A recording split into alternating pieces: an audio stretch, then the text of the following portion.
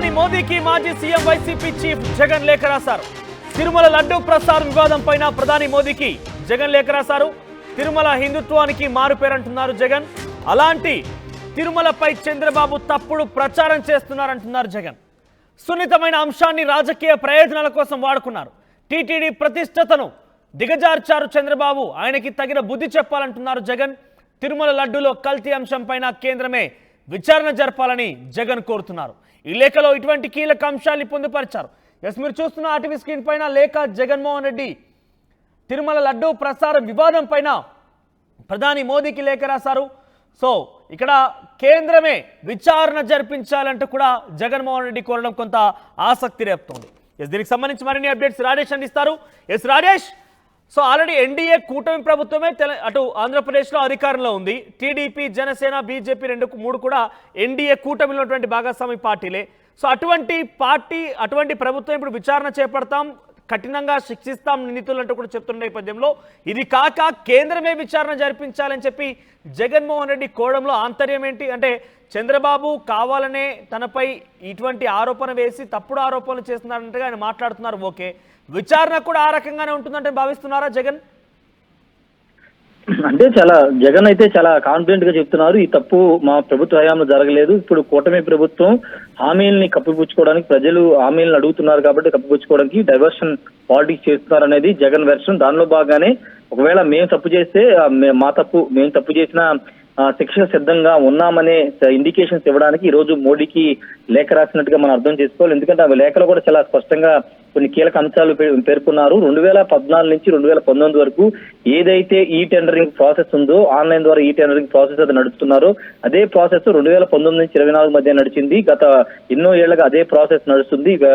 నెయ్యి కొనుగోలుకు సంబంధించిన అంశంలో అన్ని ప్రొసీజర్ అంతా కూడా కొత్తగా మార్పులు చేర్పులు గత ప్రభుత్వంలో మారలేదు. గత ఎన్నో ఏళ్ళకున్న విధానాన్ని తాము కూడా తమ ప్రభుత్వ హయాంలో కొనసాగించాం. కానీ ఇప్పుడు కావాలనే ఉద్దేశపూర్వకంగా ఇప్పుడు ఆ నెయ్యిలో కొన్ని వేరే జంతువుకు సంబంధించినటువంటి దాని నెయ్యి కలిసిందంటూ వాళ్ళు మాట్లాడిన నేపథ్యంలో ఇది కావాలనే పొలిటికల్ గా ఒక డైవర్షన్ చేయడానికి చేస్తున్నది వైసీపీ వెర్షన్. దానిలో భాగంగానే ప్రధాని మోడీకి అయితే జగన్ లేఖ రాశారు. ఖచ్చితంగా దీని మీద విచారణ జరిపించాల్సిన అవసరం ఉందని కోరారు. అయితే ఇంకొక ముఖ్యమైన విషయం ఏంటంటే షర్మిల ఆల్రెడీ 3 రోజుల ముందే ప్రెస్ మీట్ పెట్టి దీని మీద సిబిఐ ఎంక్వైరీ చేసి విచారణ చేయాలి, అప్పుడే వాస్తవాలు వెలుగులోకి వస్తాయని షర్మిల కూడా డిమాండ్ చేసి ఈ నేపథ్యంలో రాష్ట్ర ప్రభుత్వం కాకుండా కేంద్రమే పూర్తి స్థాయిలో కేంద్ర హోంశాఖ ఆధ్వర్యంలోనే దీని మీద విచారణ జరిపించాలని జగన్ కూడా కోరిన నేపథ్యంలో ఇప్పుడు కేంద్రం ఏ విధంగా స్పందిస్తుందో చూడాల్సిన అవసరం అయితే కనబడుతుంది. ప్రస్తుతానికి జగన్ లేఖ రాజకీయంగా కొంత తీవ్ర చర్చకు దారితీస్తుందని చెప్పాలి. టీడీపీ, బీజేపీ, జనసేన పూర్తిగా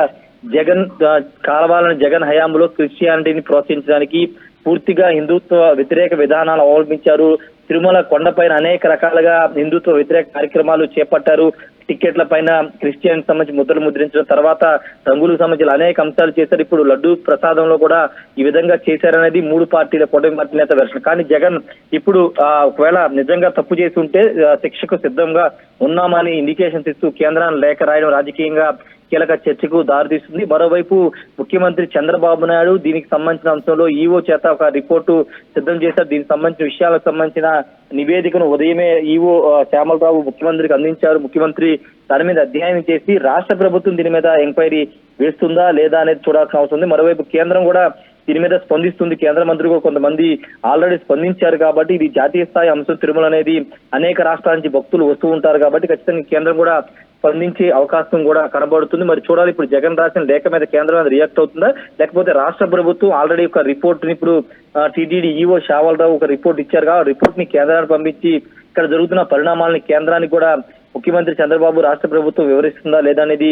చూడాల్సిన అవసరం అయితే కనబడుతుంది. ఏదేమైనప్పటికీ తిరుమల లడ్డూ ఇష్యూ ఇప్పుడు పొలిటికల్ గా తీవ్ర చర్చకు దారితీస్తుంది. ఒకరిపైన ఒకరు ఆరోపణలు విమర్శలు చేసుకుంటున్న నేపథ్యంలో ఇప్పుడు జగన్ కేంద్రాన్ని లేఖ రాయడం పట్ల టీడీపీ ఏ విధంగా స్పందిస్తుందో చూడాల్సిన అవసరం అయితే ఉంది.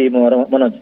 రైట్ రాజేష్, సో మొత్తం మీద తిరుమల లడ్డూ ప్రసారం వివాదం విషయంలో ప్రధాని మోదీకి వైసీపీ అధినేత మాజీ సీఎం జగన్మోహన్ రెడ్డి లేఖ రాశారు. ఈ లేఖలో చంద్రబాబు కావాలని తనపై రాజకీయ కుట్రలో భాగంగా తిరుపతి లడ్డూ ప్రసారం సెన్సిటివ్ విషయం పైన, చాలా సున్నితమైన విషయం పైన తప్పుదో పట్టించే విధంగా క్రియేట్ చేస్తున్నారు. హిందుత్వానికి తిరుమల మారు పేరు, అటువంటి చోట ఇటువంటి రాజకీయాలు తగవు, మీరు కేంద్రమే ఈ యొక్క విషయం పైన మీరు విచారణ జరిపించాలంటూ కూడా జగన్మోహన్ రెడ్డి ఈ లేఖలో పొందుపరిచారు. మరొకవైపు ఇక్కడ ఆంధ్రప్రదేశ్లో కూడా ఎన్డీఏ కూటమి ప్రభుత్వం అధికారంలో ఉంది. అట్టి నేపథ్యంలో ఎన్డీఏ కూటమి ప్రభుత్వం అధికారం నేపథ్యంలో కూడా కేంద్రం నుంచి వచ్చి ఇక్కడ విచారణ అనుమతి ప్రధాని మోదీ నుంచి ప్రతిస్పందన లభిస్తుందా లేదో చూడాలి.